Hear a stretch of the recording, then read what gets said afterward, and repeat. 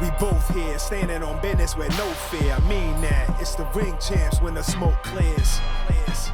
I'm here doing an interview with Ak Barak. Gonna have a great time. Do you want somebody to walk you out in Brooklyn? Is it somebody we would know? For sure. Oh, For so sure, it's a somebody big you know. name. Yeah. Is there any been a celebrity that been at one of your fights where you were like kind of proud that he came to check you? Not really. I don't really be sure. I don't give a shit. I mean, it's a couple times I looked in the crowd.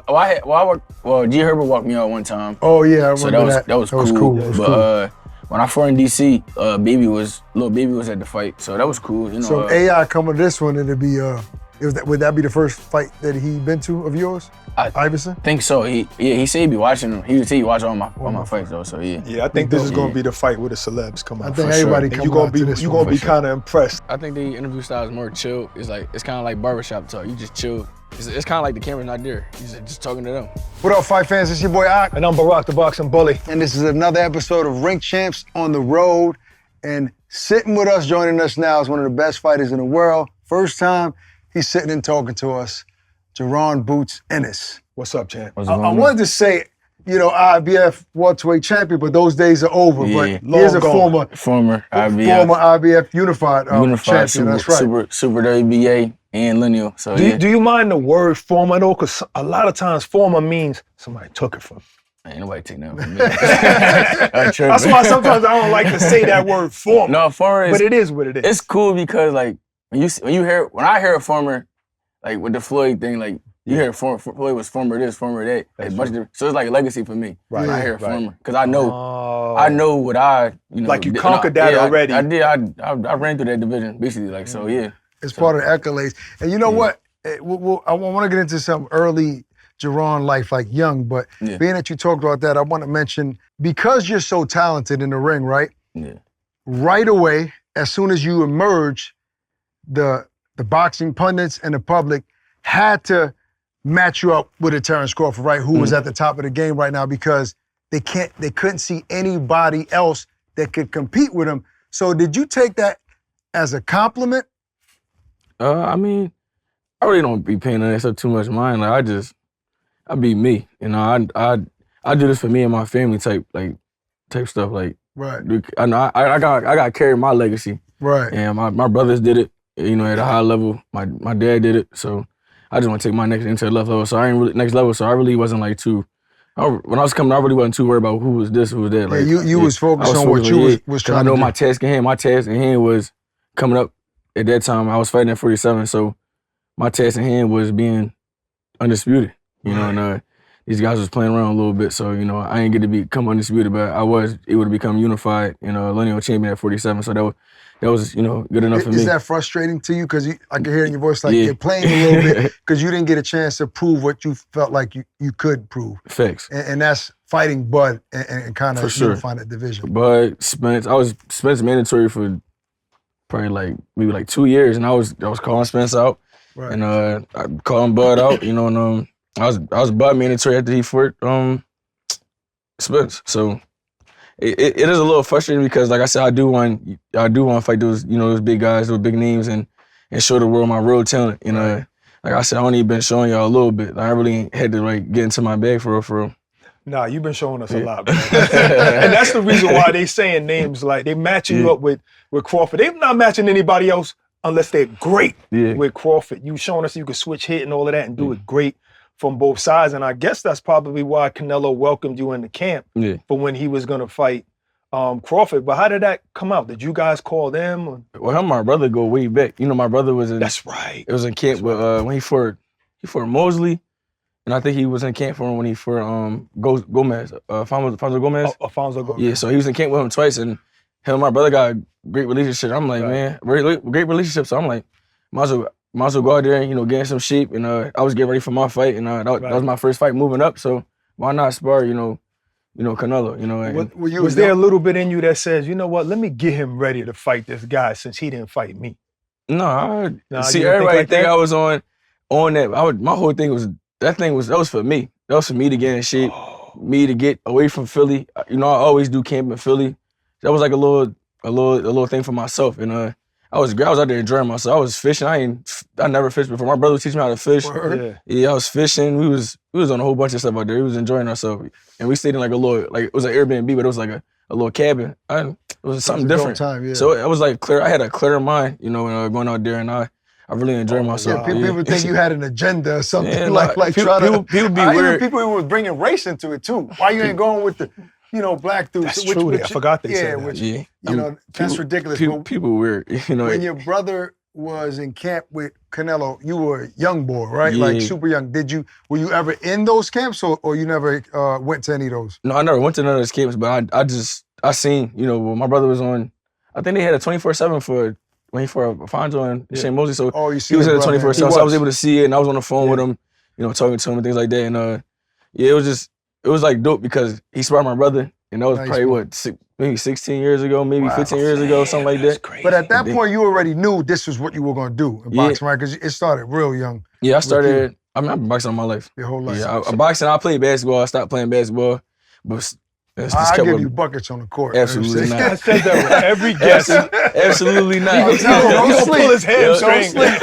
But hold on. Was that your first time around Canelo? Yeah, that was my first time. So how was that interaction like? Like how did he welcome you? Like it was cool. He was regular. Cool. Yeah, he funny dude. Funny dude. Yeah. People super don't funny. know.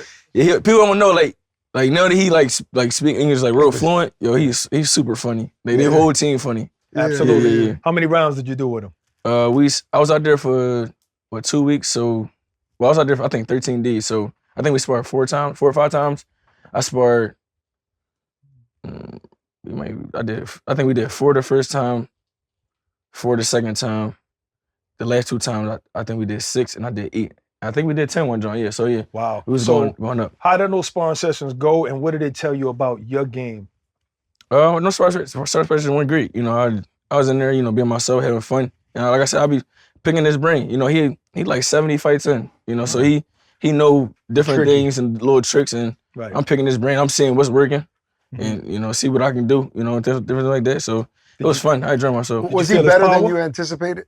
Like sharing the ring with him from what you saw before? He was smart. He take his time. Like he real super patient. Like the same way he when he fight. Like the other day I was watching him and Canelo. Right. He's super patient. Yeah, so that's might be his best. No, you said him and Canelo. I mean, him and Cotto, my bad. Oh, yeah. Cotto and Canelo, my bad. Yeah. That put him on that next level. That's how he feels, that after he beat Cotto, he got on that next level. Yeah, that's a legit fighter that you beat. Yeah. So what about his power? How was his power? It was cool. Yeah. Hardest puncher you been in there with? No, the hardest puncher I've been in there was, I would say my brother Farrar. Really? Yeah, he punched hard. He's still getting in there with you? Yeah, he's still getting in there. Yeah, he like 260 right now. He's your security and your sparring partner. Yeah, security, sparring partner, all that. Yeah. You always show a lot of love to your brothers and always said that they're the ones that inspire you, not so much other fighters. So you grew up in Philly, which obviously people know it's a tough city to grow up in, but it seems like because you're so talented and you were destined for greatness, that you were like maybe sheltered and protected so you don't go a different direction and follow the wrong path. Is that accurate to say? For sure. I was glad to be able to have my brothers and, my dad as well, but, they seen everything. They like, bro, like, just stay in the gym because you never know when you're going to get a call.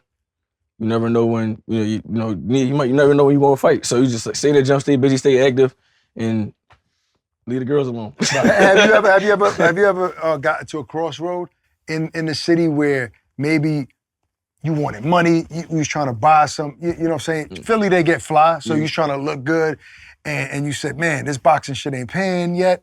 Like, and did you get bad influence and you had to make a hard decision ever in your life? No, I just always stayed like that. I mean, I could have, but I stayed like that because, like I said, my brothers instilled that into me. Like, bro, you don't gotta do this, you don't gotta do that, bro. Like, you gonna get to the money. Yeah. We here, we got you, regardless. Like, and now it's vice versa. Now I got them. So yeah. Sound like he just asked you, did you ever sell drugs? That's what that sounded like. Did you ever, did you sell drugs? No, I'm asking if he was ever at that point where there was bad influence. But you were covered and protected. Yeah, for sure. Because I definitely could have went a whole different route. Of course. Sure. So the brothers made the dumb mistakes before you, and then they was filling you in? For sure, they'll tell you. Did you see it firsthand? What was going through your mind when you seen what they were going through, and what were they going through? Just they whole thing was like the girls, like they love the women. I mean, we all do, but right.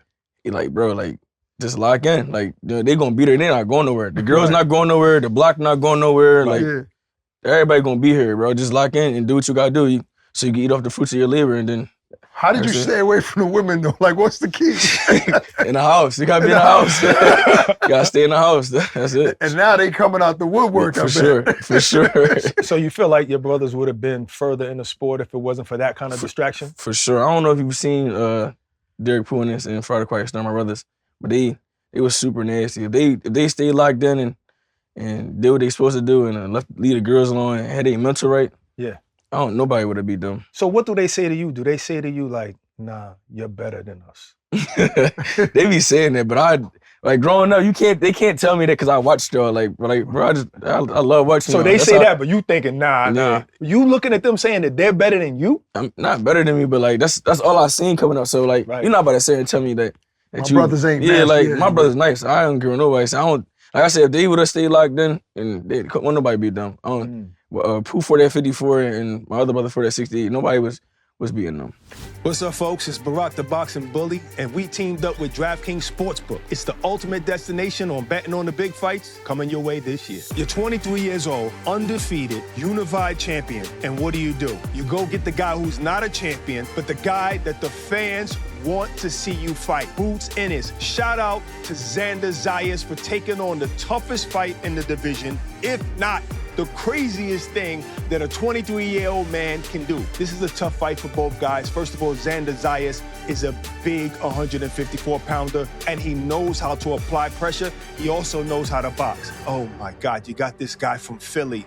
He is ridiculous. Ennis, he can do everything. He can box from the right-handed stance. He can box from the left-handed stance. He can box going forward, box backing up. Listen, we got two guys in their prime. They're both undefeated. If you miss this, you don't like boxing. We've partnered with DraftKings Sportsbook to give you guys an incredible offer. New customers can bet $5 and get $100 in bonus bets instantly. The crown is yours. Sign up using our promo code ATSFights. DraftKings has something for every sports fan. So what you waiting for? Download the DraftKings Sportsbook app right now and use our promo code ATSFights to level up your fight night experience.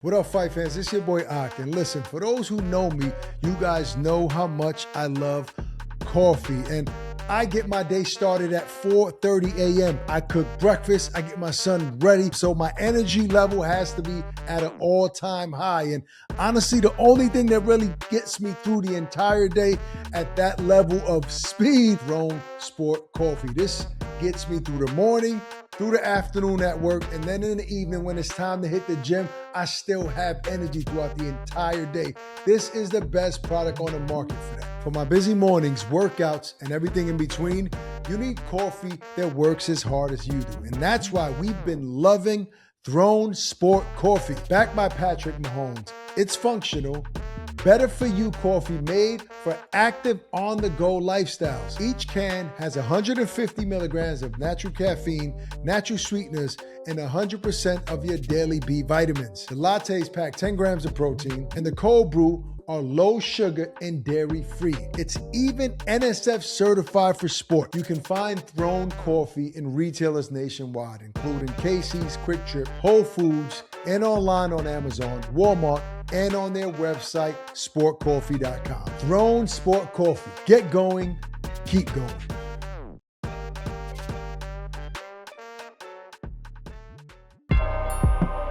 I'm known to be the pocket watcher on this show. People say I'm a pocket watcher, but I got a simple question for you because you talked about I got my brothers now. Like, you know what I'm saying? They had me growing up. Mm-hmm. What's the first thing you were able to buy, either your father or one of your brothers, or spend money on them that was gratifying for you? Like, damn, I'm so happy I'm able to do this for you. Like, what was that first purchase? I mean, my dad, what our family is really like not about the money, but like, or none of that stuff, but like, my dad, I would say that I got him a truck, so. A truck? Yeah, he truck boy, he loved trucks, so that was like was a cool. pickup truck or? Pickup truck, yeah, pickup truck. Got him a Ram pickup truck. He loved trucks, so I got him that. Pricey. That's what he loved. He'd get mad if you get him something. You get him a Benz or something, he'd be mad. Like, I don't know what I don't like this, man. What is this? What is this? He likes that. What is this, man?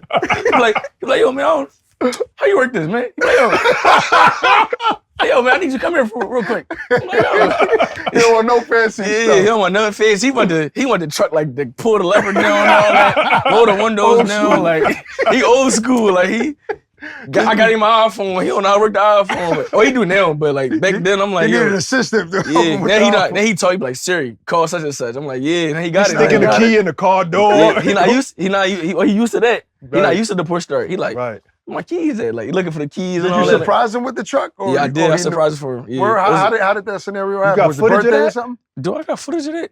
Because if you got it, give it to us. Yeah, because we're going to put it on the show. Mike, I think I do got footage of that. Yeah. So tell me about it. Was a little Father's Day gift for him. You know, I know he not going to treat himself because, he old school. Old school. Right. They don't want to spend money. They don't want to spend money. So I treated my dad to, the truck or whatever. It was for Father's Day. And I called my mom. I'm like, Mom, I got my dad a truck. She like, what? What you getting? I said, I got him a Ram truck. She like, I'm about to come there. I'm about to drop the truck off. I'm parking around the corner. I said, I'm not gonna let him know I got it until tomorrow. She said, all right, cool. So I park it around the corner and I come the next day. I told my mom to come outside. She come outside. She get my car and I go get the truck and then I bring the truck around. Right. I pull the truck up. He like, my pop looking. He like, nice truck. He like, you got another truck, man? I'm like, no, this for you. Oh, he like, man. He like, no, man, stop me. You spend all your money, man. You spend all your money. He like, you spend all your money, man. You gotta do that. He's like, it's all nice, though, man. It's all nice. He like, it's all nice. I'm like, what color is it? It's all black. Black John. It's bombed out. He thought it was my truck because I got a TRX. Okay. That's one of my other cars. So I got a TRX. He like, yo, you bought another car? You got the same car? He just kept looking like, it looked just like my John though. So yeah, it was cool. It was a great little gift, It made you feel a certain way. For sure, yeah, because I know my dad loved trucks. I know he not gonna really spend the money to get it. So I'm like, and he loved that John. He took it for a spin that same day? For sure. He took me for a spin. Nice. That's beautiful. Yeah. So what kind of person are you? Are you a saver? Or do you have like real estate, some kind of investments or something like that? Or you just somebody that see the money piling in the bank? Yeah, I'm that boy. You just keep looking at. You keep checking on. You looking online. You looking on your phone. Okay, still there. I've been investing my money and stuff, and then working on getting on a new gym. So right now, working on that and a couple cribs here and there. So yeah, but you probably got a bunch of once people know you start making money, there's probably financial advisors, managers, and people. Yo, I know what to do with your money. Does that make you a little leery and scared because people have dealt with people that have done bad business and lost money? No, I had my team for a while now. So so you trust them? Yeah, I trust my team, and my team not super big. So like, I got my little advisors and I got my accountant and all that stuff, but we got my money the right way, investing into the right things, and my money just piling. Even when I'm like not training or not fighting, my money always coming in. So, But what is your advice? I mean, obviously you're a fashionable dude, so is that only it? Like a little jewels and clothes is what you're spending money on now? I ain't gonna lie, I ain't bought no jewelry probably in like 5 years. Really? I don't really care for the jewelry or stuff no more. Like it's a look, but like I don't really care for it. Like, good man. Yeah. So what do you spend money on? You want to be honest? Yeah. Food. You like to go out and eat? Yeah, I like to eat. I eat all day. That's my choice. Yeah, that's your vice. That's good stuff. Food, clothes here and there, but I don't really I be chill. I wear sweatpants all day. Like I don't get fly. Yeah, but that's the look nowadays anyway. Like, you know what I'm saying? Like comfortable streetwear type stuff. Yeah. So he was saying earlier that, you didn't get into a lot of things because that support group that you had, thank God. But if we ask your father what kind of kid you were, what would he say? A bad kid? You always into stuff? What? No, a good kid. I wasn't like too crazy. Yeah. No fights in school? No. You serious? No fights? I had fight. Well, it wasn't a fight. That's why I said no. It was an ass whooping. Yeah. One day I was in 3rd grade. I was playing football, and we was playing the 5th graders, and I mossed the young boy. I caught it. He got mad, pushed me. I just socked him. Boom. One time I socked him. So you were already boxing at the time? Yeah, I was already boxing. I socked him, nose was bleeding, and back in the day, they used to have demerits. So I had they gave me like 3 demerits. So wait, I don't know what's a demerit. It's like a bad check mark. You in trouble if you get a certain amount, you might be expelled. Yeah, but you might be suspended. Basically, you suspended in school type. Type joint. You got a little you go slip or whatever. Yeah. Did you ever get your ass whipped by your pops? I remember one time my pop I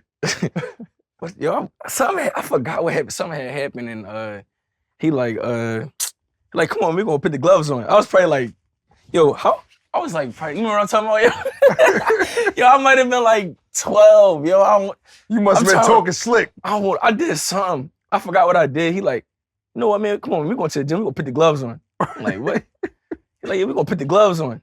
Then my brother, he told me, yeah, we gonna put the gloves. I'm like, now I gotta box both of y'all. Like, it's crazy. Like, I'm like, I forgot what I did. If I remember what I did, I'm gonna tell y'all. I mean, that was crazy. It was a crazy day though. Did you box? I mean, we boxed them. So he beat you up. He tried to. Oh, you was that time? You was already getting it in? Hey, you pieced your father No, I up? ain't pieced him up. No, my pop was nice. Did you hold back? You pull back? No, my pop was nice back in the day. Yeah, my pop's strong too. My pop's super I see strong. him now. But wait a minute. I saw an article the other day say he's 70 years old.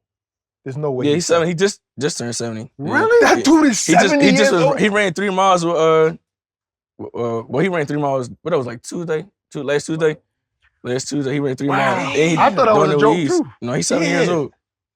Sheesh. Yeah, over here 70. He still looks fast. Did he live a certain lifestyle like coming up? Was he ever into the street like drinking and going out? None of us, my dad don't drink or smoke or none of that stuff, so that's probably where I kind of got it there from, And he always took care of his body. He always took care of his body, and anybody that came to the gym, he sparred him and beat him up. And he wear no headgear. No headgear sparring? Yeah, crazy. He nice, Oh my God. So but I say back in the day when I was boxing him, I was younger, so of course they're gonna get over me. Yeah. We're good friends with Danny Garcia and a couple other guys that have father trainers, right? Mm-hmm.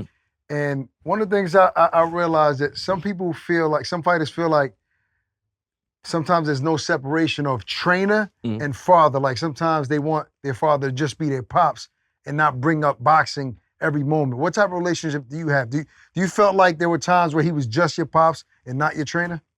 Or is it like all in one? Everything all in one. Yeah, go ahead. So you always and eating dinner, he talking about boxing. Yeah, he loved boxing. That's all he talk about is boxing. Man, if he was home right now, he'd probably be watching boxing right now, watching boxing and cowboy. That's all he do. Old school. So you don't regret anything about how you grew up? No, none at all. I'm glad the way I grew up. It was kind of like perfect for me. Right. It made me the person I am today, for real. Who was the first person you wanted to be like? One of your brothers or your dad?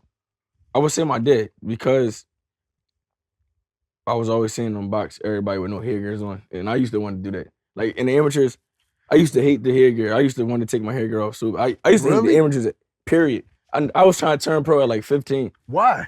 I never liked the amateurs. I never had an amateur style. Like I never was that pity pad throwing a bunch of punches. That's not me. Like the way I was winning for my fights was I was always hurting somebody or stopping somebody. Right. And I was like super accurate. I was never on that the pity pad. Points and stuff. Yeah, points. I hated that.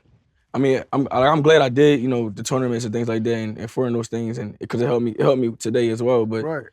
Yeah, I hated it. So did you ever do you have dreams to be an Olympic gold medalist? No. Never. Mm-mm. What was your dream? Just a championship in the pros? Turn pro and win every belt, every division that I'm at. So that been my goal price, and I'm gonna say like 14, 15. Wow. So in the amateurs, did you have any rival that you went back to back with a couple of times? I had a bunch of rivals. Africa, Richardson Hitchin. How many times you fought him and who won? We fought twice. I beat him all times. Okay. Who else? Jamaine Ortiz. I think we fought twice. I beat him twice. Who, Jamaine Ortiz? Yeah. Okay. Bro. Yeah, I was at 41. I probably shouldn't have been at 41. I should have been probably fighting 52. Oh, at that time. So you was way bigger than those dudes. I feel like I was fighting in my real weight class. Like when I turned pro, I moved up. Like I didn't, like you people have to drain. people usually go down when they turn pro. That's true. If I would have fought 52, then I probably would have turned pro at 47 or whatever. I was trying to get to 40. I couldn't make 40 no more. Yeah. So my body was done. But when I turned pro, I was fighting like in like a little catchweight, like 44, 43, and then But anybody you lost to in the amateurs that you wish you could get your leg back in the pros? Russell. I fought Russell. Gary Russell. I think we fought like 4 or 5 times. I think. Not Allen. You talking about Antoine. Antoine. I think he had 35 or 40. Yeah, 40. 40. Right? Yeah, 40. Him. I fought him like 4 or 5 times. A lot of these guys, we all fought each other. And you know what's crazy? Yeah. Because we was talking to his father one time, and he said, "Yeah," he was talking about you. He said, "Yeah, he just beat that boy the other day, but we didn't know him at the time." Yeah. Right. He was talking about you. We found out In the years later. amateurs. Oh, he's talking about That was a him. long time when you were still amateurs. Yeah, we was. So you would love for him to go up so you could fight him again. Yeah, for sure. I mean, he doing this thing at 40, and That's true. you know, I'm like all my peers that I came up with, they all doing their thing. To the Shakurs, Africa, or everybody we could grow with. Everybody doing their thing. You know, I'm proud of them. Yeah, I gotta see him. You gotta see him. But who are you? You seem like a lone wolf, right? Yeah. Like you don't really have real friends in the sport. Like, and are you? Is there one boxer that we would know that you would consider a friend, a real friend? I about to say I mean, I don't hang. I be by myself. I don't hang with nobody. I don't need no crazy. You don't be clicked up. Yeah, I'm cool. Like if it ain't my family or the members from my gym, I ain't really messing with them. You know. Yeah, I mean, cool boy stuff. I hang with him. You know. And that's about it. Especially if they're a potential opponent. You ain't I ain't trying. to key with them. These boxing guys is weird. You know, they real like fake and phony. So I don't be on it. Like I see you. You know, you say what's up. That's cool. I say what's up back. But that's it. Like yeah. You a big fan of boxing like your father? Old school, not old school, but like the Floyd era, like Pernell. Really? Yeah. So is there anybody fighting today that you can't miss their fights? I would say, I would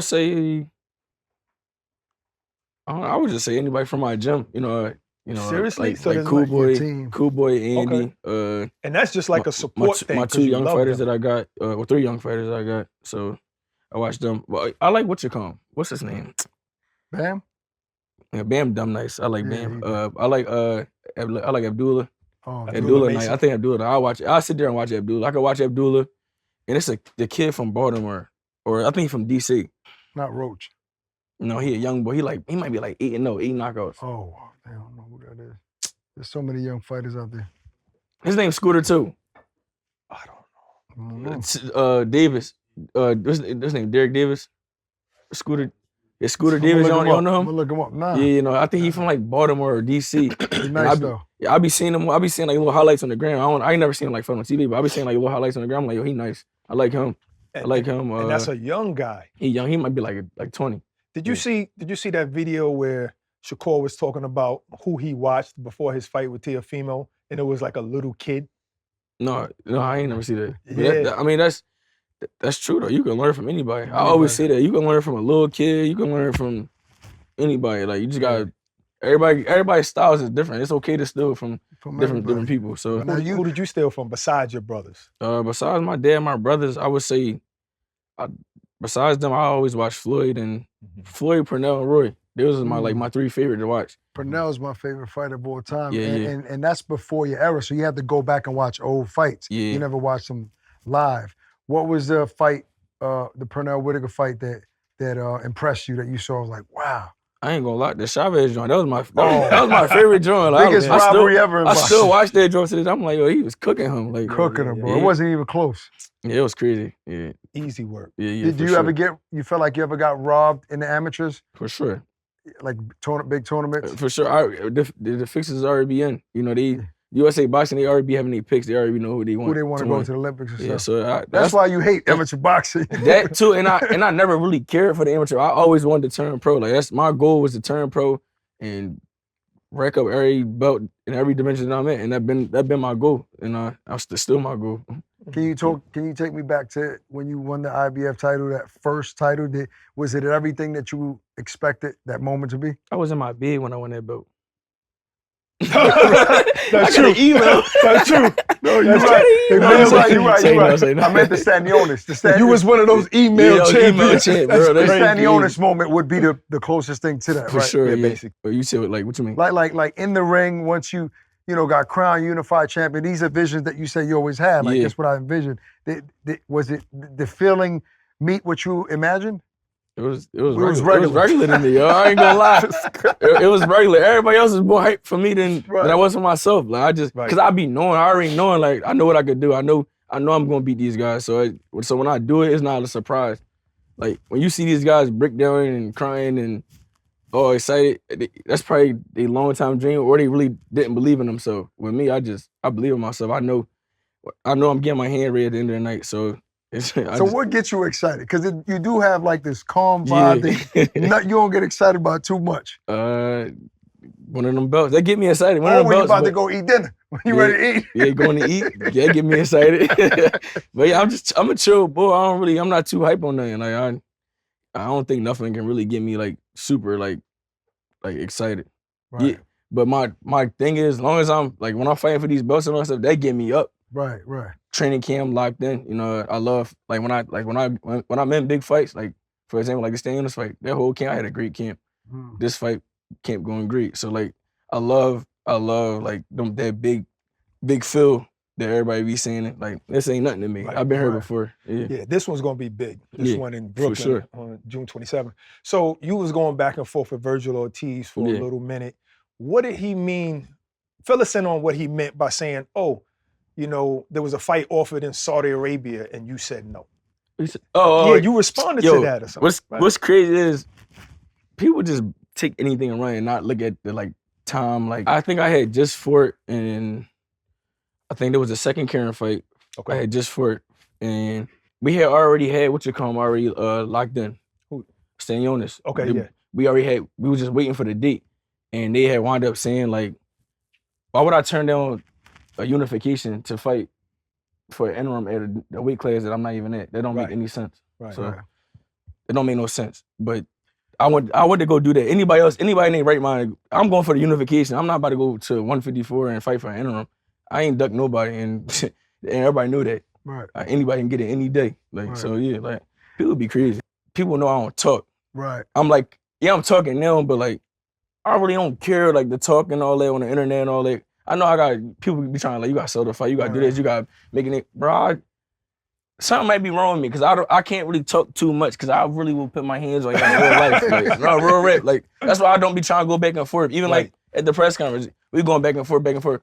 Now I can't put my hands on you for another 2 months. Like I feel like that's a waste of time. Like, but that's gonna create anticipation. Yeah, like, for sure. But like these guys be going back and forth on the internet, or they running with this narrative, because I don't say nothing.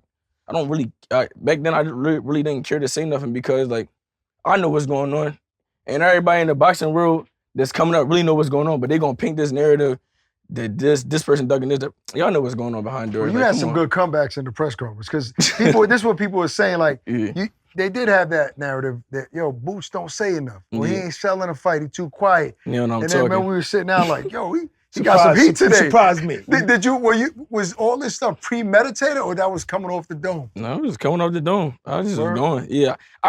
But people don't really like, they're not really paying attention. Like I always talked a little bit. I just didn't say as much. Right. I kind of like saying the same stuff and just in a different way. Like, right. But I don't know. I always talk. I just wasn't really, I didn't really care to talk. Like I said, loud and I ain't loud. Yeah, I don't gotta be. So you explained that Vergil Ortiz incident, but who else do you think that's out there, a fighter that painted a false narrative, lying to either interviewers or social media? I feel like it'd be a lot of stuff going. Like I'd be saying, I'd be like, are you crazy?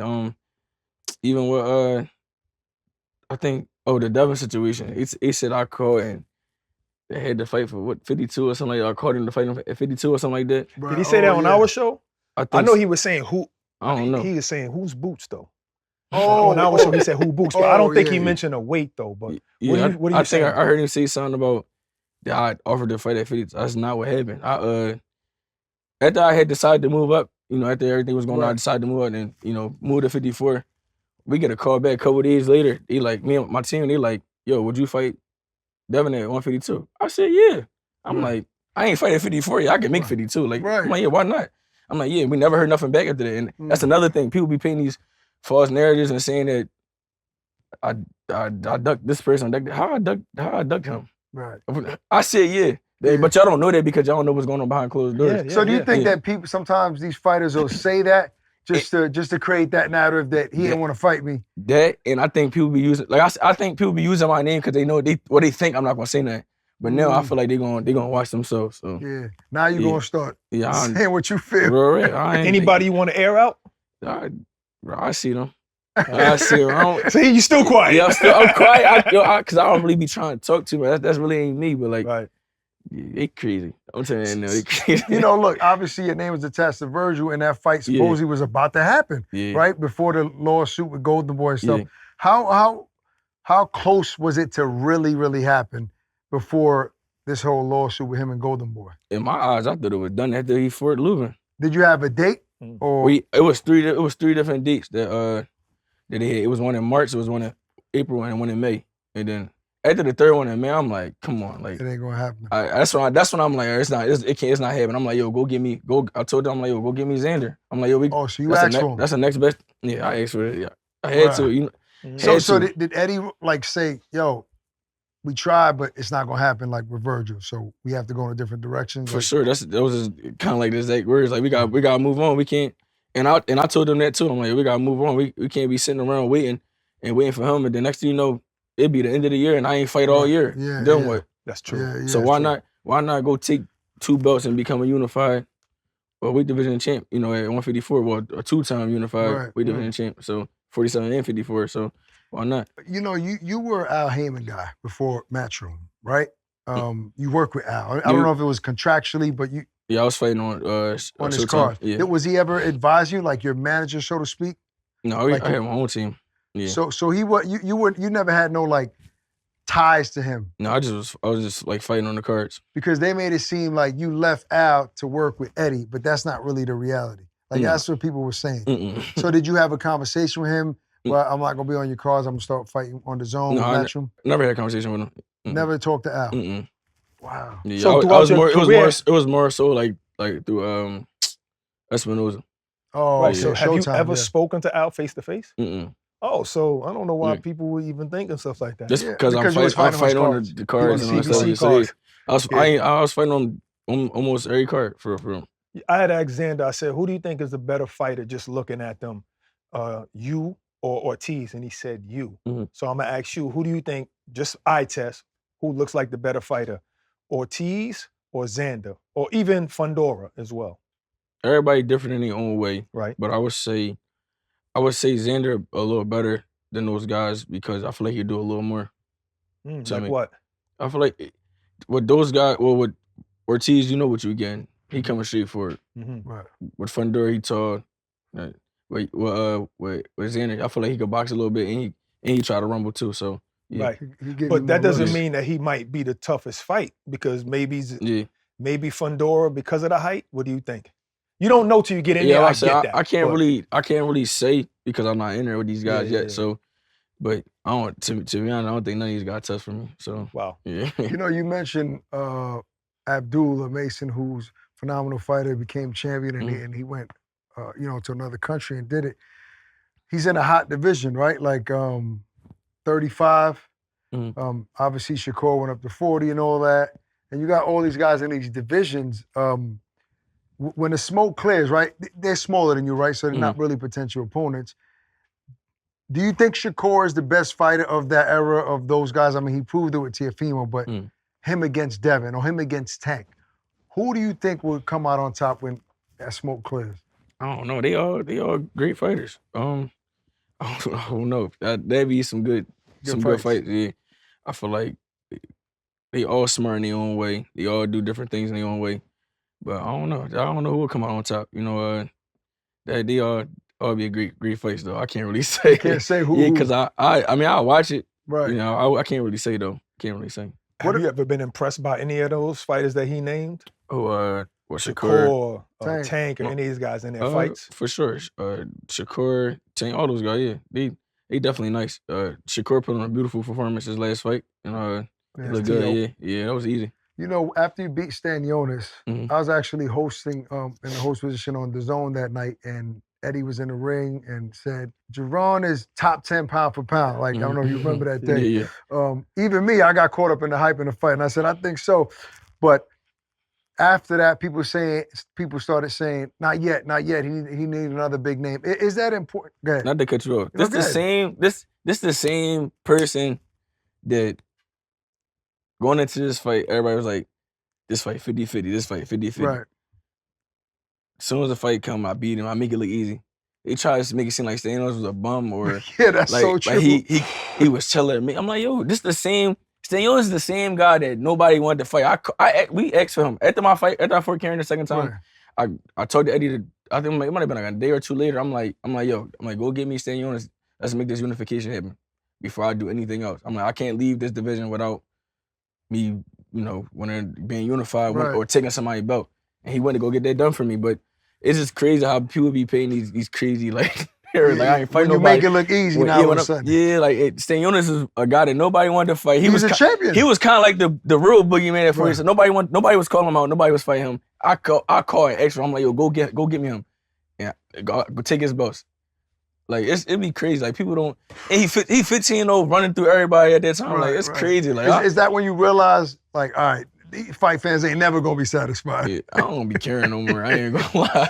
I don't care no more. I wasn't really sold on Stanionis when it came to fighting you. Yeah. I didn't think that was gonna be a problem for you. You know what I'm saying? So when you beat him, I was like, all right, Ak. Because Ak was like, yeah, he's top 10. And I was like, yeah, but who we supposed to take off the 10 list? Right. You know what I'm saying? All these dudes got names that they beat already. Like, I could see that he's great, but who we gonna take off? So where would you put yourself on that list? I don't really care for them listening. I don't really care. Like, yeah, but if you kicking and talking with your brothers, y'all sparring or whatever, and you be like, come on, you better than so-and-so. You need to be here. You need to be here. You ask me, I'm number one. Right. Yeah, and that's how anybody gonna think, but I really believe that, and I'm gonna show. Yeah, it's just time gonna tell. Like I feel like everybody, they gonna see. They're gonna see, and one fight at a time. Do you ever get scared that you might end up the way, even though Crawford ended his career beautifully with the fights that people wanted to see, and he just went out on top, but it took a while for him to get those big fights. You know what I mean? A lot of years, it looked like nobody wanted to fight him. Do you get scared that might happen to you? Right now, no. You think it's early on in my career? Is it Eddie or what? What is it? I think just Eddie on my team, just my team in general. I feel like the way we moving, I think these next couple of years, y'all about to see like a whole different me. And I feel like I'm gonna run through this division and then go do it at 62. So yeah. How many divisions do you want to conquer? I'm gonna say all the way up to 68. 68. Yeah, 68. I think I'm gonna chill at this like. That means you be walking around like 190 with no problem when you be eating 200 right now. I got to ask you about this, Jaron. The Eddie Hearn and Conor Benn seemed like they had an amazing relationship and a loyal one, right? Obviously, you've seen what transpired in the last month or so. What was your first reaction when you saw the news Conor Benn signs to Zuffa Boxing? I ain't gonna lie, I thought it was fake. You thought it was fake news, yeah. I thought like sometimes we be seeing, I be like this with me, I be like trying to stay off the gram and all that stuff on Twitter and all that. But when I did see, I'm like, this one gotta be fake. So I'm like, but then I just kept seeing it. I'm like, oh no, it's real. I'm like, it's crazy. I would never thought he would, leave Eddie, but right. But they saying, but he did say in his defense, it was a $15 million payday. I don't know if that's true, but that's the reports. He got $15 million also what? To fight Regis Prograis. That's what the news said. That's what everyone's saying. That's what they're saying, and that's what. Look, obviously he's kind of alluding to that too, saying I got to do this for my family. I got to take care of my family. Yeah. So and it's supposed to be a one fight, but now obviously he just did a multi-fight deal with Zuffa now. So, but before the Regis fight, that's what they were saying. How does a fighter like decipher that and turn down that much money and and not stay loyal? Like what would you do in that situation? Would you have a conversation with Eddie like, yo, this is too much money to turn it down? I mean, my first thing is to have a conversation with Eddie and my team and see what's best. Right. I ain't gonna just get up and just dip. Dip. Without saying that. Eddie said that he ain't even want to talk to him on the phone. I ain't. Like I said, I might have told y'all before. If I got anything that's going on, if I got a problem with anybody, I'm coming to y'all to see y'all face. Like, right. And And so if I feel like our situation not right and you're not moving me right or anything like that, we're gonna talk and we're gonna sit there. We're gonna ignore the situation. No, we're gonna talk about it. We're gonna figure it out and we're gonna make things right. If we ain't making things right, then you know, then we gotta part our ways. But for the most part, yeah, I talk to him first. Yeah.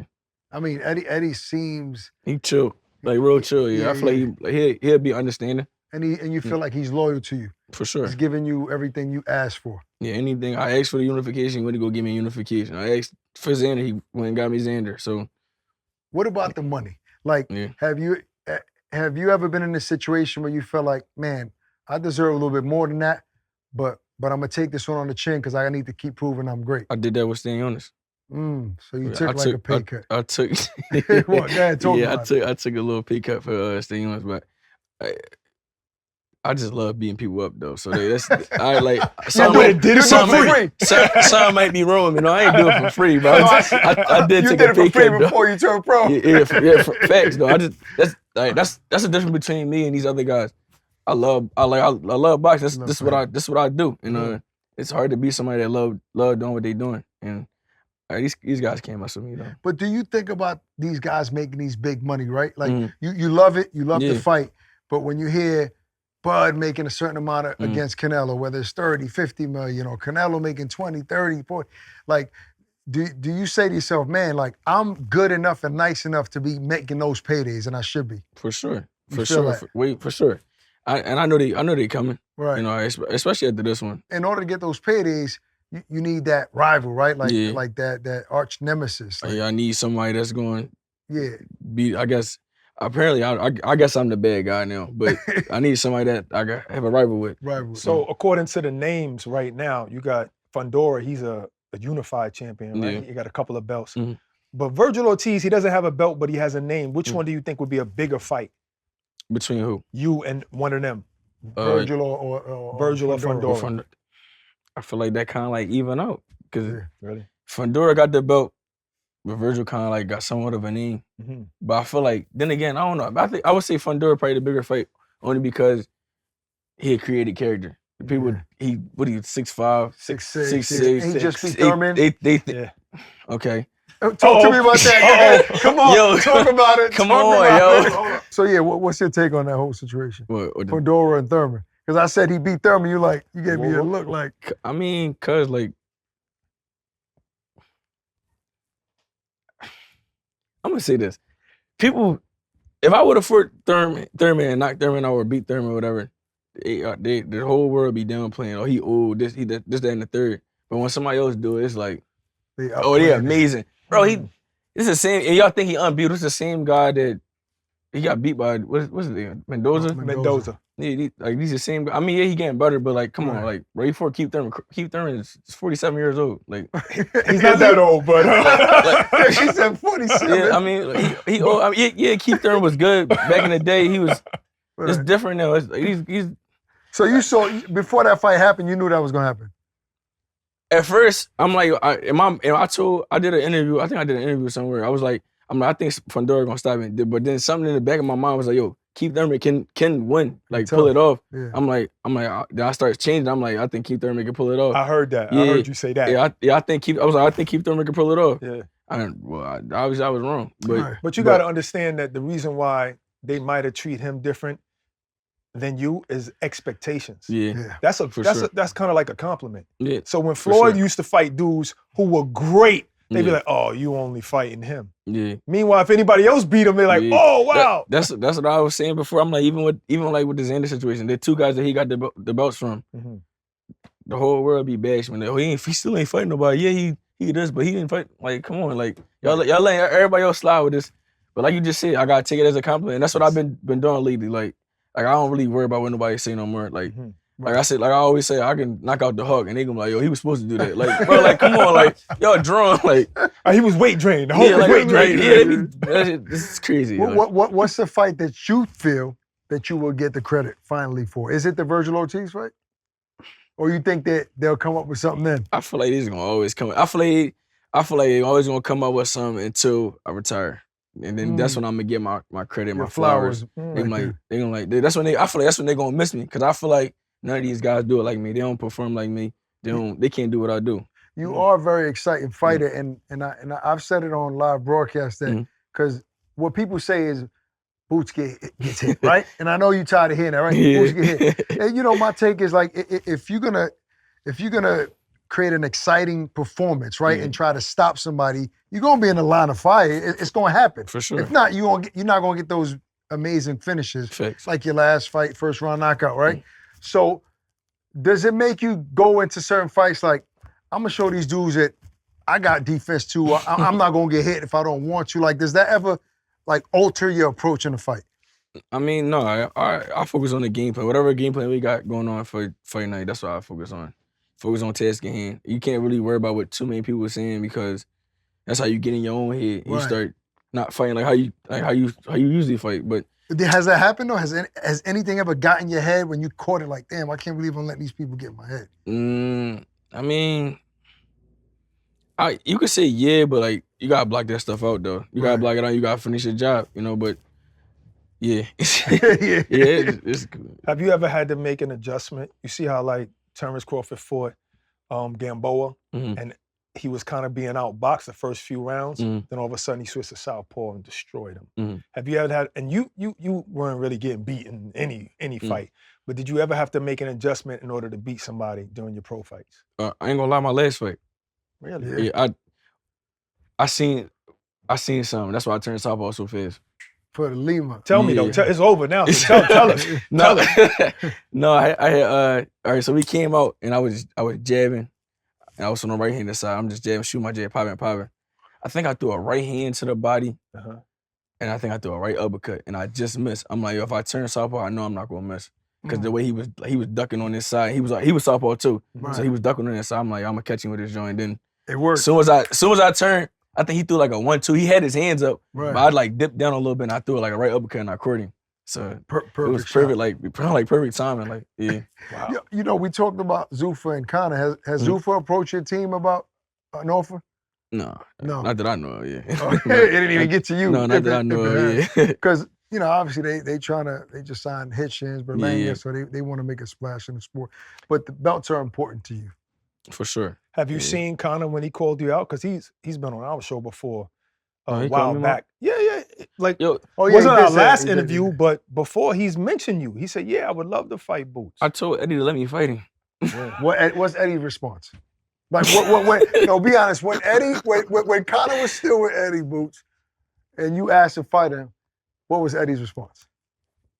I mean, look, Eddie don't give a damn now because he ain't with him. Eddie said he'd never work with Conor. So Eddie, I told him, like, yo, I said, I'll fight Conor. He said, absolutely not. I'm just give you the short. I'm gonna just say that. He said, absolutely not. He said, Wow. But I was trying to get him though. But yeah. That's crazy that y'all said that. What do you think of Conor as a fighter? He good. I think he getting better. Yeah, I think he getting better. His performance against Eubank. I only seen a second one. What's the second? Yeah, the second one. I seen the second fight. Yeah. I didn't see his last fight. So okay. The second Eubank when he won. Yeah, I seen his second fight and I seen a fight. What's the fight that he fought before Eubanks? The first one. Before the first one.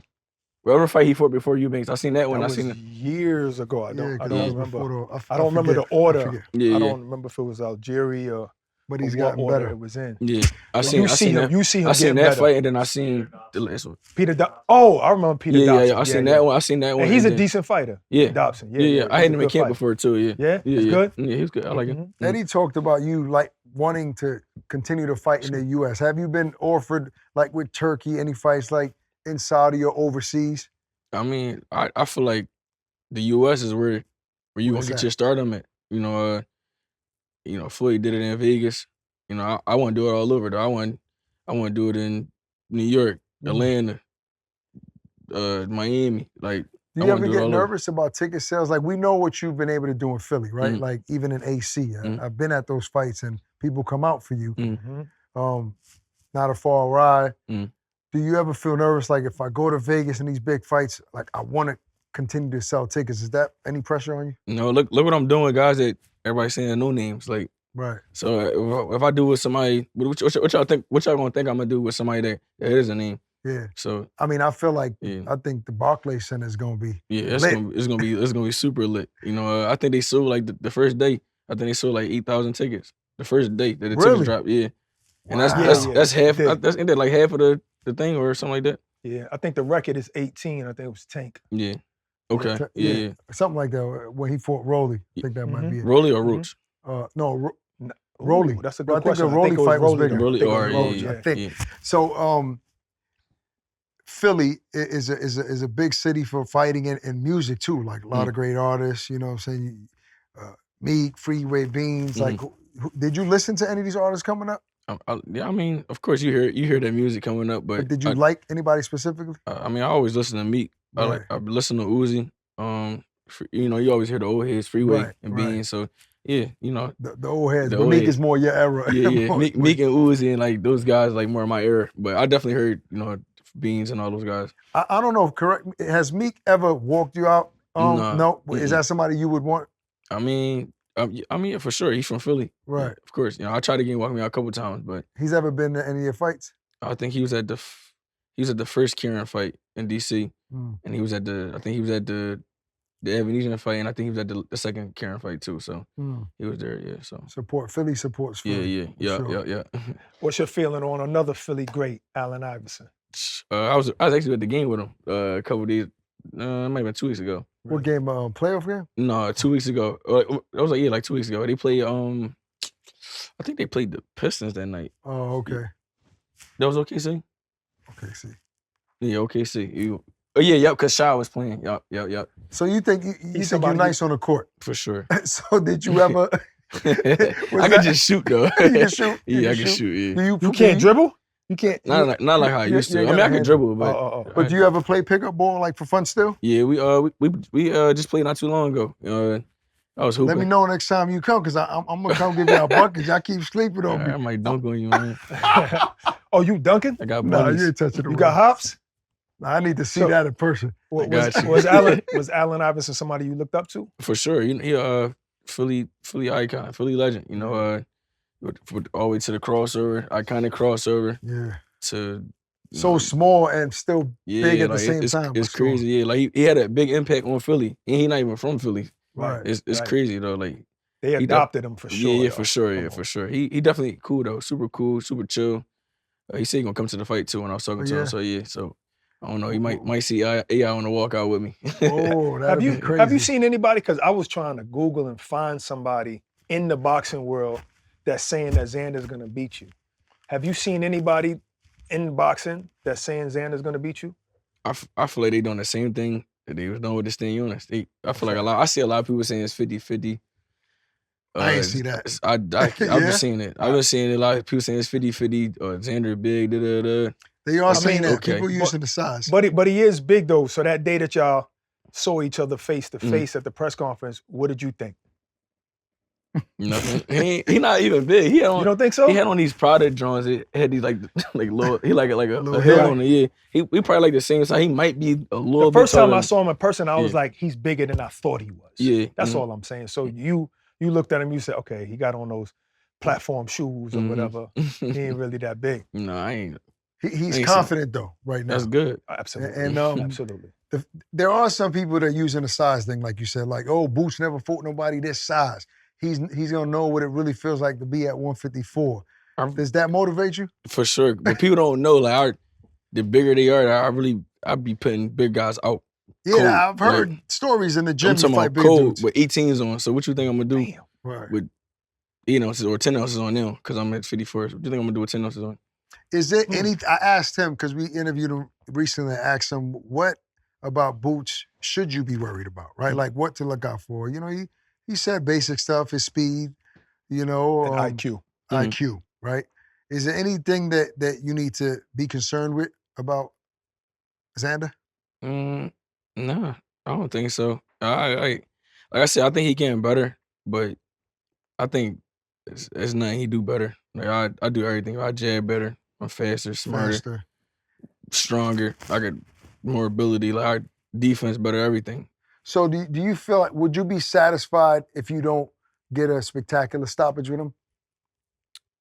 At the end of the night, it's all about winning. And as long as I'm winning, and which I know I'm going to do, and be victorious, on June 27th, I will be a 2-week division unified champ. So that's all that matters. but you want to make it spectacular. No, it's gonna happen. I'm just saying, if you playing hypothetical. You saying the knockout is gonna happen? The knockout gonna happen for sure. Oh, so I'm gonna let it come though. You can't go looking for it. But if I don't get it, that's cool. As long as we still looking good, that's all that matters. Get the win. Look good. You always bring up bets in press conferences, right? Like, get things out. If you believe in yourself, put some money up. Fix. And when you say that, you really be ready to put your money up. I'll be dead serious. I don't bet myself, but I believe in myself that much. I'm willing to bet whatever. And so you make it light on yourself, and we can go to the back, whatever. Take the paperwork up, put the extra side bet on there. I believe in myself that much because I know what I'm going to do to these guys. So you never bet on yourself in like DraftKings, all these big betting apps? You ever bet on? Or have somebody, throw this 20 racks on me real quick? Nah. Yeah. I know my team, they be betting on stuff, but I don't be saying nothing to them. Like, they already know. They know too though. So yeah. It's easy for somebody to see you in the gym, working, sparring. Like, actually, he made some money. You made some money? Made some good money? He made some money. What's the biggest bet you placed on him? What fight? His last fight, I called the first round knockout. Yeah, he was saying money on that. He was so saying you bet first round knockout. He was saying that the whole camp though. He kept saying it. Really? When I came back from Canelo and them, and I was sparring, he kept saying like, he looked super strong. He kept saying like, he looked super strong. His back looked big, and he was like, pause. Yeah, he was just because that was his first fight at that weight. Yeah. So I'm like, he looks stronger. I'm trying. It's daily at 54. I'm trying to tell you. So you had odds on the So first, was it a come up bet? You just put a little bit, or was it a come up bet? What you put up there? This is a money talking hour right now. You quit your job? I was able to give me a nice watch. Okay. Oh, there was a lick. You got a lick. You got a rolling. Yeah. Nice watch. Man, you get people paid. I guess I gotta start placing bets on Boots and make some money. And Step did too. Young boy Step. Yeah, for sure. He cracked on the head. Yo, and remember the somebody bet on the time frame. Like I was gonna stop him in between a minute. No, it was a minute 50 to 3 minutes. And they won so much money from that. I think they won like 20 bands from that. Really? Yeah, that was crazy. Because there's so many prop bets. It was like, I think like $200 or something like that. Damn. Or $100. He won like 20 bands from that. He said it was the last minute of the first round or something. Yeah, because I started in like a minute and 59 seconds, right? Or something like that. Man, you can place bets even parts of a round. That's crazy. I don't know nothing about no bets, though. I just me neither. It's crazy. They be know all that stuff. Boots, you have a quota in mind? Like, I ask a lot of fighters, it's like, how much money you think is enough money before you say, all right, I've done what I had to do in this sport. I'm moving on to the next chapter in my life. Is there like a number in your head? I need to make $50 million when I'm all said and done with all the money I made, or I need to win X amount of belts before I'm done? I don't want to put a number on it because I feel like with this time right now, like I feel like money people getting more money and more money. Right. Like, so you don't know. I can't. You might say 50, it might be 100. Yeah, I might say 50, it might be 300. Like, it's nowadays I feel like we making more money now than it was back then. Like, so I ain't gonna put a number on it, but when it's all said and done, like I said, 140. I did it at 47. I'm gonna do it at 54, 60, and 68. So how do you most fighters want to retire the way Andre Ward did, on top, faculties there, made enough money, but most of them don't. They always boxing retires them, right? And you love the sport so much. Yeah. Do you really feel like once you conquer 168, if that should happen, you can bow out, even if you win, even if you're undefeated? For sure. I'm definitely retiring as an undefeated legend for sure. I could do it. Is there an age limit though? I'm 28 now. I'll be 29 the day before the fight, right? Before the fight. So give yourself a nice little birthday gift. Yeah, great birthday gift to myself. Well, wait a minute. You getting paid, right? It's gonna be a nice payday. Yeah. I don't know what the number is, but no, it's gonna be nice, I imagine. Yeah. Your birthday the day before. What is Boots buying himself on Sunday or Monday? Come on, tell me. Pair of sweatpants. Yo. Besides going out to dinner. Right. We're going on vacation. Vacation? I'm gonna go on vacation. Where you going? I kind of want to do Belize. Belize is nice. Yeah. And what about like, is there a certain car or something that you've been eyeing that you saying maybe after this fight I might treat myself to something? I don't know. I mean, Rolls Royce my favorite. Besides the Bugatti, my Rolls Royce truck my favorite. The Cullinan. That's my favorite wheel. So you might scoop one of those up. Might see him in the hood. You might. Father be like, you spending all your money. Oh yeah, he be hot. So I don't even really spend money like that though. I be chilling. All I do is eat. That's it. So what about children? Do you want a family ever? Yeah, I think I'm gonna wait a little bit though. I want to wait a little. Like after boxing, or not after boxing? Maybe like another 3 years. Nah, you focus on boxing right now. You're married to the game. Yeah. When's the first time you did that like matrix move you be doing in fights? When's the first time you ever did that? Like in the gym, sparring and stuff like that. We got a video. I was like 15 or 16 in the gym. You have to send us that. Yeah, I did something. It was like a 1, 2, 3, and I had spun around and threw an uppercut or something like that. It was crazy. I've been doing stuff. I just transferred it over to the fight. Have you seen anybody try to mimic it? The slow motion when I fought Villa, I see all the kids trying to do it. All the kids was trying to do it. Like I'm like, yo, they used to tagging me in it. Yeah. Add me in, like, yo, look. Who did it the best that you've seen? I think it was this kid he might have been from Ohio, Southpaw young boy. He did it like kind of like similar. Like, right. Yeah, so I would say him. I gotta ask a couple predictions before we wrap up, like on some dream fights that I have, right? Bam Rodriguez versus Inoue to me is one of the best fights in boxing. I think Bam is he's one of my favorite fighters. Like, but obviously he got to go up and wait a little bit to fight Inoue. How does that fight play out? I don't know. Bam super nice. I ain't even gonna lie. I like Bam. You think he can beat Inoue? I think so. I think he's smart enough, technically sound, got good movement, and he's southpaw. So I think that probably give Inoue a little problems. Another fight that probably would never happen, most likely, because these two gentlemen have said that they're brothers and they're never going to fight each other, right? And that's Shakur Stevenson, Keyshawn Davis, right? Keyshawn done a great job against Jamaine Ortiz, the first guy to stop him and all of that. If those dudes ever did fight, who wins?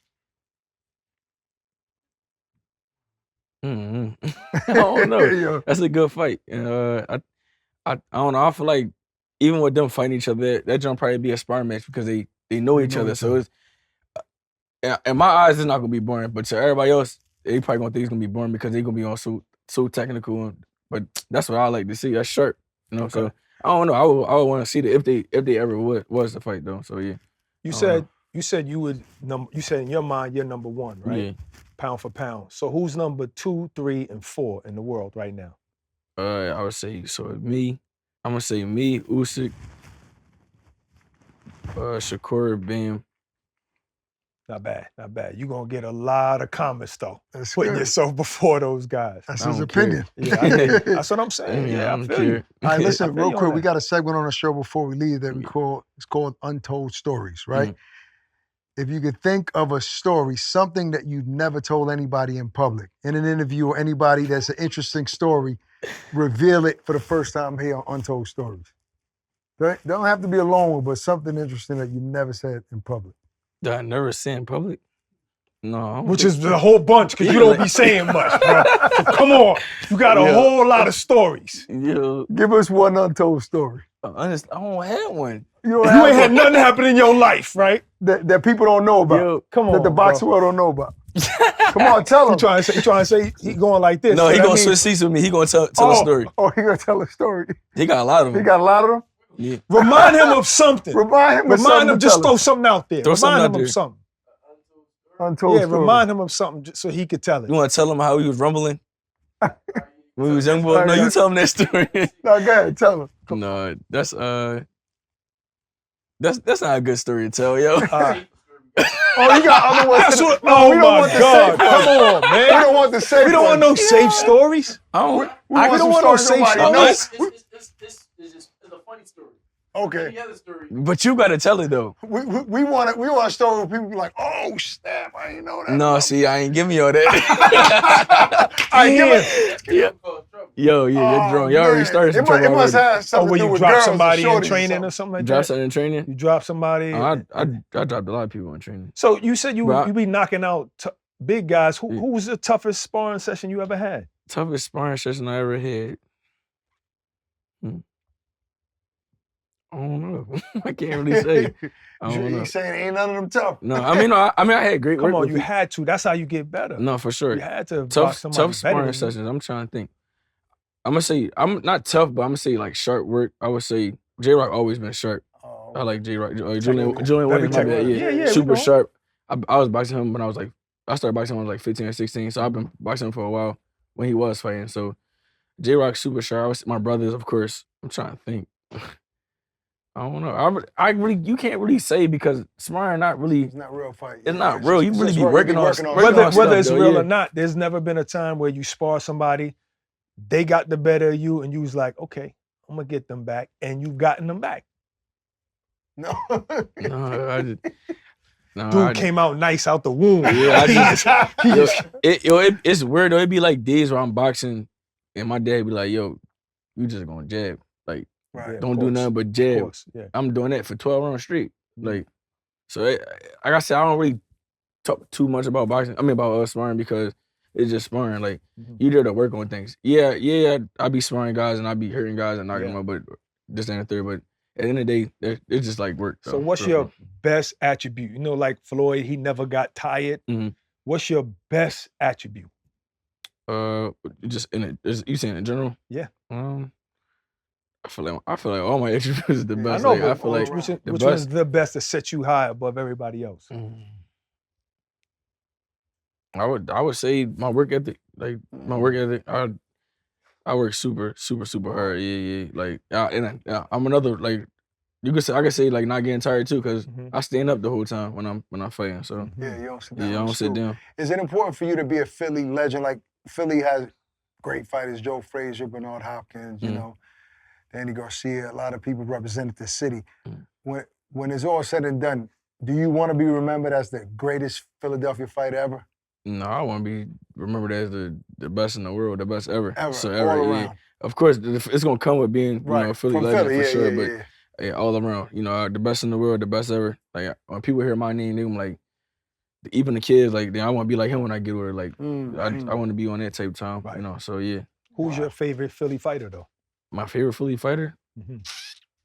His brother. Yeah, I say my brothers and my dad. Outside of them, you gotta go Joe Frazier. So yeah. So, if you could pick your next 3 fights, right, after Xander, in the order that you want them in, who would those opponents be? I mean, well, we're not looking past Xander, you know, on June 27th, but my next 3 fights after Xander, it would be Kelly, Fundora, and who else? Ortiz?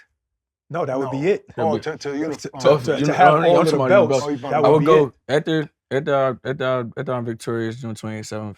I'll go with Fundora, Kelly, Fundora, and then Vergil.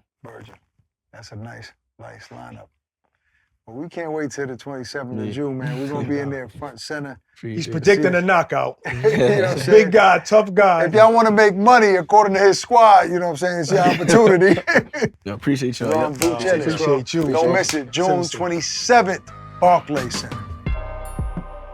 When have you been nervous before a fight?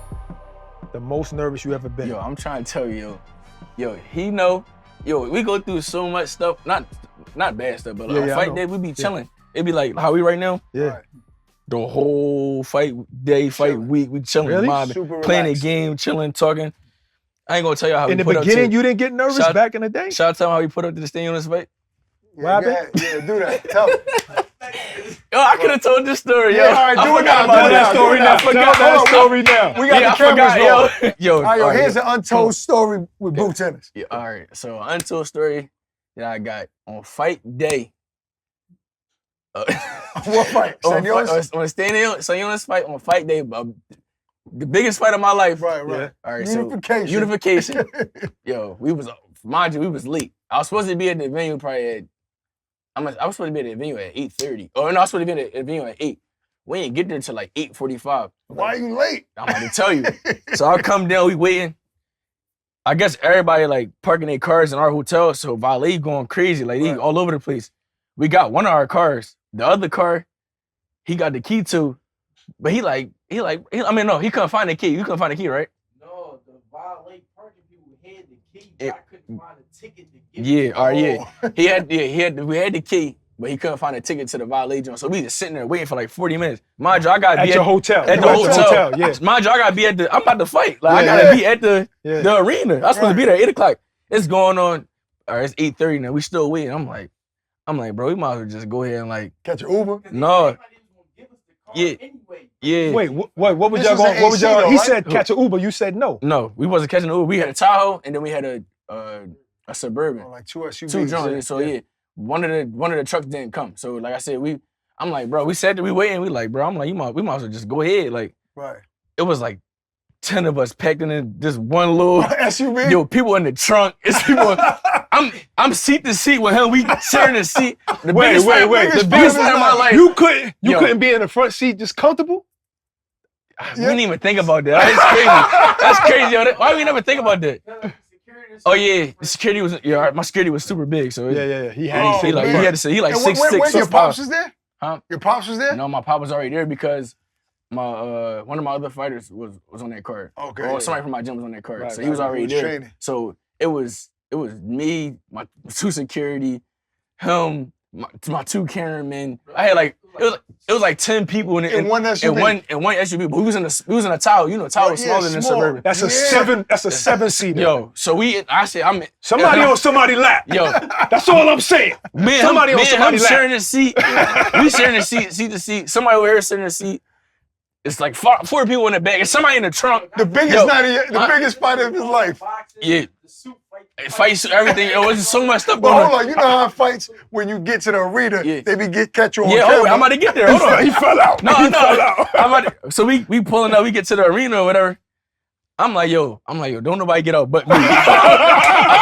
I'm like, yo, don't nobody get out but me because we packed in there like, you ever see like the little clown cars? Yeah, like 17 people. 20 guys. Yo, I'm like, yo, just wait until the camera leave, then y'all can get out. Yo, I get out the car.